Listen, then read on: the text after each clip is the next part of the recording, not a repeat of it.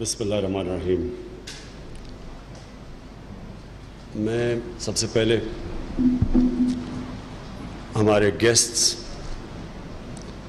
ہمارے سکھ کمیونٹی کے ممبرز جو ساری دنیا سے آئے ہیں، جو پاکستان میں بھی ہیں، جو باہر سے آئے ہیں، میں آپ سب کو خوش آمدید کہتا ہوں۔ آپ کی میں نے جو سب سے بڑی جو میں ابھی تک سنا ہوں آپ سے کہ ویزے کے مسئلے ہیں، میں انشاءاللہ یہ آپ کو اشور کرتا ہوں، آپ کے ملٹیپل ویزے بھی انشاءاللہ ہم دلوائیں گے، آپ کے لیے آسانی بھی پیدا کریں گے، ہر قسم کی آسانی پیدا کریں گے۔ ہم جب آئے تھے، ہماری حکومت آئی تو ہم نے دیکھا کہ بڑا مشکل تھا ویزا لینا، صرف سکھ کمیونٹی کے لیے نہیں، جو بھی پاکستان ٹورزم کے لیے آنا چاہتا تھا اس کے لیے ہم نے مشکلیں پیدا کی ہوئی تھیں۔ تو ہم نے آتے ساتھ ہی اپنی ویزا رجیم چینج کی، لیکن کیونکہ ایک بڑی دیر کا ایک کلچر بنا ہوا ہے، اس لیے تھوڑا شاید ٹائم لگ رہا ہے، لیکن میں آپ کو اشور کرتا ہوں یہ ہماری ذمہ داری ہے۔ انشاءاللہ آپ دیکھیں گے کہ آپ کے لیے ویزے کے لیے بھی آسانی ہر جگہ، بلکہ ہم کوششیں کریں گے آپ کو ایئرپورٹ پہ ویزا ملے۔ اور دوسرا، یہاں جو آپ کا جانا ہے، آپ نے ہندوستان جانا ہو، واپس آنا ہو، انشاءاللہ آپ کے لیے ملٹیپل ویزاز بھی ہم کریں گے۔ اچھا، اب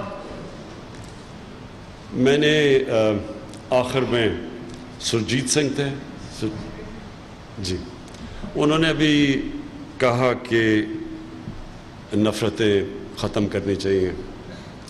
میں آپ کو یقین دلاتا ہوں کہ میں وہ پاکستانی ہوں جو پاکستان کی پہلی جنریشن تھی۔ میرے ماں باپ ایک غلام ہندوستان میں پیدا ہوئے تھے، میں ایک آزاد ملک میں پیدا ہوا تھا، اور یہاں ہم جب لاہور میں بڑے ہو رہے تھے تو ہم نے بڑی بڑی دکھ بھری داستانیں سنی کہ کس طرح کا ظلم ہوا، جو وہاں سے لوگ آئے، پنجاب سے، ایسٹ پنجاب سے ادھر سے ادھر گئے، انہوں نے بڑی تکلیف دہ داستانیں سنائیں، اور ادھر سے جو ادھر آئے انہوں نے بتایا کہ کس طرح کی قتل عام ہوئی۔ تو ہم تو بڑے ہوئے تھے اس کے اوپر، لیکن جب میں ہندوستان پہلی دفعہ کرکٹ کھیلنے گیا تو ہم نے بالکل ایک مختلف قسم کا ملک پایا، جو ہمیں جس طرح کی وہاں ویلکم ملی، جس طرح کا عزت ملی، جس طرح کا پیار ملا، تو ہم حیران ہو گئے کہ یہ اتنی نفرتیں ہم سنتے آ رہے تھے اور اتنے خوفناک چیزیں سنتے آ رہے تھے، اور پھر ایک ہندوستان جو ہم سمجھتے تھے کہ دشمنوں کا ملک ہے، وہاں ہمیں بڑی عزت ملی، میری دوستیاں ہوئیں، میرے ابھی بھی ہندوستان میں میرے بڑے دوست ہیں۔ تو جب مجھے اللہ نے ذمہ داری دی، پرائم منسٹر بنا، تو پہلی میری کوشش یہ تھی کہ ہم ہندوستان سے اپنے تعلقات بہتر کریں۔ پہلی میں نے پیغام دیا، جس دن وزیر اعظم بنا تو میں نے پیغام دیا ہندوستان کو کہ آپ ایک قدم ہماری طرف آئیں گے، ہم 2 قدم آپ کی طرف آئیں گے۔ نریندر مودی کو میں نے کہا جب ٹیلی فون پہ بات ہوئی کہ ہم دونوں ملکوں کے ایک ہی مسئلے ہیں، غربت ہے، بے روزگاری ہے، اور ایک اس سے بڑا، اب ایک بہت بڑا برے صغیر میں عذاب آنے لگا ہے کلائمیٹ چینج کا۔ ہم یہاں ایک ٹکنگ بم پہ بیٹھے ہوئے ہیں، جیسے جیسے گرمی بڑھتی جا رہی ہے ہمارے گلیشیئر پگھل رہے ہیں، اور اگر ہم نے جوائنٹلی اس کے اوپر کچھ نہ کیا تو آگے یہ دریاؤں میں پانی کم ہوتا جائے گا، اور یہاں کروڑوں لوگ جو دریا کے پانی کے اوپر گزارا کرتے ہیں، تو ہم اکٹھے مل کے یہ کریں۔ اور ہمارا ایک ہی مسئلہ ہے کشمیر کا 72 سالوں سے، تو وہ ڈائیلاگ سے ہم حل کر سکتے ہیں۔ لیکن اب میں آپ کے سامنے جو ایونٹس جیسے جیسے بدلتے گئے، افسوس سے مجھے کہنا پڑتا ہے کہ میں نے جتنی بھی کوشش کی, ہمیں وہاں سے ایک ایسے لگا کہ کنڈیشنز ڈالو, یہ بھی آپ کریں وہ بھی کریں, جس طرح کوئی سپر پاور کسی غریب ملک کو کہہ رہی ہوتی کہ پہلے آپ یہ کریں تو پھر ہم آگے چلیں گے. میں بہت حیران تھا, کیونکہ میرے ذہن میں ہی نہیں ہے کہ یہ کوئی بھی جنگ سے مسئلے حل ہوتے ہیں. جو بھی جنگ سے مسئلے حل کرنے کی کوشش کرتا ہے اس میں عقل ہی نہیں ہے, اس نے تاریخ ہی نہیں پڑھی ہوئی دنیا کی. آپ ایک مسئلہ حل کرتے ہیں جنگ سے, 4 اور مسئلے کھڑے ہو جاتے ہیں. جنہوں نے بھی جنگ سے مسئلے حل کیے ہیں, اگر وہ جیتے بھی ہیں تو ایک طرح ہار گئے ہیں. اتنا نقصان ہوا ہے کہ کئی سال لگتے ہیں ملک اس سے پھر سے واپس کھڑا ہونے پہ. لیکن مجھے افسوس سے یہ کہنا پڑتا ہے کہ جو اس وقت بی جے پی کی حکومت ہے, یہ ایک اس نظریے پہ چل رہی ہے, یہ وہ آئیڈیالوجی ہے جس آئیڈیالوجی کی وجہ سے پاکستان بنا تھا. قائد اعظم تو ہندو مسلم یونٹی کے ایمبیسڈر کہلائے جاتے تھے, وہ تو کمیونل تھے ہی نہیں. انہوں نے ایک وقت پہ جا کے دیکھا کہ یہ جو آئیڈیالوجی ہے یہ سارے انسانوں کے لیے آزادی نہیں چاہ رہی, یہ صرف ہندو راج چاہ رہی ہے, جس کو ہندوتا کہتے ہیں. تب, اور میں داد دیتا ہوں قائد اعظم کو کہ وہ تب سمجھ گئے تھے, تب انہوں نے پاکستان کی بات کی, اور انہوں نے بار بار مسلمانوں کو کہا کہ تمہیں نہیں آزادی مل رہی, تم انگریز کی آزادی کے بعد, غلامی کے بعد ہندوؤں کی غلامی میں جا رہے ہو. اور مجھے افسوس سے کہنا پڑتا ہے کہ آج جو ہندوستان کے حالات ہیں, جو RSS کر رہی ہے لوگوں سے, کو پتہ چلتا ہے جی گوشت کھایا کسی نے, یا گوشت کوئی گائے لے کے جا رہا ہے, ان کو قتل کر دیتے ہیں سڑکوں پہ. جس طرح کی حرکتیں کر رہے ہیں, یہ تو کوئی انسانیت ہی نہیں ہے. کوئی بھی دین اس کی اجازت نہیں دیتا. ہندو جو دین ہے وہ اس کی اجازت نہیں دیتا. کوئی بھی دنیا میں جو دین ہے, اللہ نے کہا میں نے سارے انسانوں کو اپنی شریعت دی. تو اللہ کا جو بھی پیغمبر آیا ہے وہ 2 چیزیں سارے پیغمبروں نے کہی ہیں, انسانیت, رحم اور انصاف. یہ 2 چیزیں ہیں جو انسانی معاشرے کو جانوروں کے معاشرے سے مختلف کرتی ہیں. نہیں تو جانور بھی آتا ہے کھا پی کے بچے پیدا کر کے چلا جاتا ہے. انسانی معاشرہ فرق تب ہوتا ہے جس میں انسانیت ہوتی ہے, رحم ہوتا ہے, قدر ہوتی ہے انسان کی. یہ جو حرکتیں کر رہے ہیں, آپ مجھے بتائیں کسی کو کوئی سوچ رہا ہے کہ وہاں 27 دنوں سے کرفیو لگائے ہوئے کشمیر کے اوپر 80 لاکھ لوگوں کو بند کیا ہوا ہے, نہ دوائیں ہیں, بیچارے مریضوں کو کیا ہو رہا ہوگا, بچوں کو کیا ہو رہا ہوگا. کسی کے اندر رحم ہو وہ یہ کر سکتا ہے انسانوں سے؟ سوچے کہ کوئی بھی دین اس کی اجازت دیتا ہے. آپ ہندوازم پڑھ لیں, ہندوازم میں کوئی اجازت دیتا ہے انسانوں پہ ایسا کرنے کے لیے. صرف آپ تب کرتے ہیں جب آپ سمجھتے ہیں کہ دوسرے دین کے لوگ برابر کے انسان ہی نہیں ہیں. ہمارا رب العالمین ہے, سب انسانوں کا خدا ہے. ہمارے نبی صلی اللہ علیہ وسلم رحمت العالمین ہے, سب انسانوں کے لیے رحمت لے کے آئے تھے. اگر مسلمان کسی بھی دوسرے مذہب سے ناانصافی کرتا ہے تو وہ ہمارے دین کے خلاف ہے, وہ ہمارے دین کی خلاف ورزی کرتا ہے. ہم جب مجھے کہتے ہیں لوگ کہ جی شاید یہ جو اقلیتوں کے ہم بات کرتے ہیں کہ جتنی بھی مائنورٹیز ہیں وہ برابر کے ہمارے شہری ہیں. لوگ کہتے ہیں کہ جی قائد اعظم کی تقریر کی بات کرتے ہیں.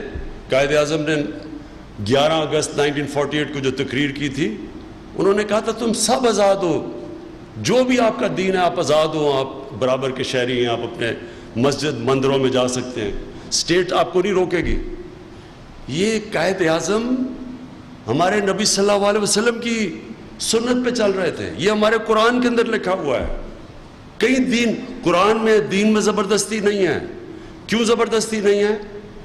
کیونکہ دین تو ایک ایمان تو ایک اللہ کا خاص نعمت ہے, وہ کسی انسان کو دیتا ہے. وہ تو دل کی بات ہے. ایمان تو ایک ایسی چیز ہے جو انسان کو آزاد کر دیتا ہے. یہ اللہ کی، جس طرح میں نے کہا، سب سے بڑی نعمت ہے. تو اس میں زبردستی کیسے ہو سکتی ہے؟ کون زبردستی کسی کو ایمان کی طرف لا سکتا ہے؟ اس لیے قرآن میں لکھا ہوا دین میں کوئی زبردستی نہیں. اس لیے ہم سب انسانوں کو، کیونکہ رب العالمین ہے، ہم سب انسانوں کو برابر سمجھتے ہیں، سب اللہ کی مخلوق ہے.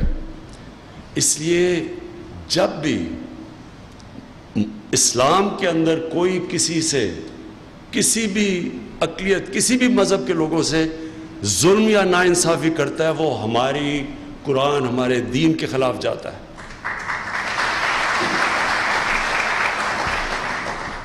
میں یہ اس لیے یہ آج کہہ رہا ہوں کہ میں اب سب یہاں بیٹھے ہوئے ہیں، میں آپ سب کے سامنے کہتا ہوں کہ مجھے خوف ہے جو ہندوستان میں آ رہا ہے. میں ہندوستان کو بہت اچھی طرح جانتا ہوں. میں جس طرح کتنی دفعہ جاتا تھا وہاں، اور جس طرح میرے ابھی بھی دوست ہیں وہاں، دوستیاں ہیں، لیکن جس طرف یہ RSS ہندوستان کو لے کے جا رہی ہے، اس کے اندر کسی کی جگہ نہیں ہے. آج مسلمانوں سے جو ہو رہا ہے ہندوستان میں، تقریباً 20 کروڑ مسلمان، جو رپورٹس آ رہی ہیں، گیٹوز میں ہیں، ڈرتے ہیں، وکٹمائز ہو رہے ہیں، جو کشمیریوں سے ہو رہا ہے، پھر کرسچن سے جو ہوا ہے وہاں، یہی RSS کی آئیڈیالوجی. اور یہ رکے گی ہی نہیں یہاں. یہ اگر اس کے اوپر روکا نہ گیا، یہ دالت کو بھی تنگ کرے گی، یہ سکھ مذہب کے اوپر بھی جائے گی، کیونکہ یہ ٹوٹیلیٹیرین آئیڈیالوجی ہے کہ سوائے ان کے کوئی اور نہیں ہے. یہ ریسسٹ آئیڈیالوجی ہے جو RSS کے جو فاؤنڈنگ فادرز تھے، گوالکر، گولواکر اور ایک ساورکر، ان کی آپ پڑھیں تو صحیح. یہ تو ہٹلر کو آئیڈیالائز کرتے تھے ریشل پیورٹی میں، کہ جی ہماری ریس ہے. ہٹلر تو یہ کہتا تھا نا، جو نازی، کہ ہماری جرمن ریس ہے، باقی تو کمی ہے، باقی تو مار بھی دو تو کچھ نہیں فرق پڑتا. Purity of the race believe کرتے تھے. یہ وہ ریسسٹ آئیڈیالوجی ہے جس سے ہندوستان کے لوگوں کو زیادہ خطرہ ہے، کیونکہ یہ تو ٹالریٹ ہی نہیں کریں گے. ان کے وہ جو RSS کے ٹرینڈ لوگ جاتے ہیں، میں ابھی بھی آج صبح دیکھ رہا تھا کہ کوئی ڈیمونسٹریٹ کرتا ہے، وہ پہنچ جاتے ہیں وہاں. کوئی بھی آئیڈیالوجی کے خلاف ہے، اس کو غدار کہہ دیتے ہیں کہ ملک کے خلاف ہے. یہ ہندوستان کو اس سے زیادہ خطرہ ہے. لیکن انشاءاللہ ہم کوشش کر رہے ہیں، پریشر کر رہے ہیں. آپ بھی یہاں بیٹھے ہیں، باہر سے آپ نے ڈیموکریسیز کو دیکھا ہوا ہے.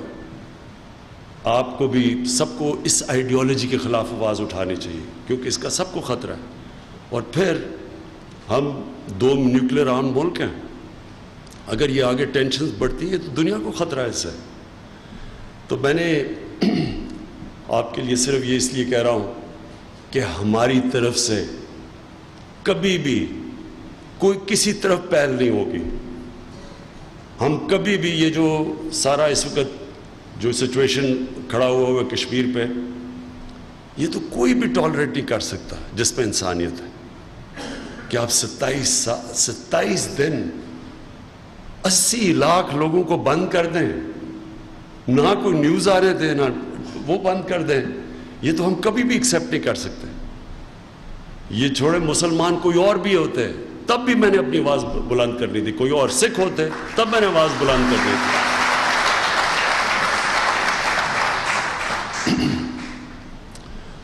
آپ نے میرا شکریہ ادا کیا. میں آپ کو بتا رہا ہوں کہ کوئی شکریہ ادا کرنے کی ضرورت نہیں. یہ ایک ہمارے لیے، مسلمان کے لیے، جب ہم سوچتے ہیں کہ کرتارپور آپ کا مدینہ ہے اور ننکانہ صاحب آپ کا مکہ ہے، تو ہم تو سوچ بھی نہیں سکتے کہ کوئی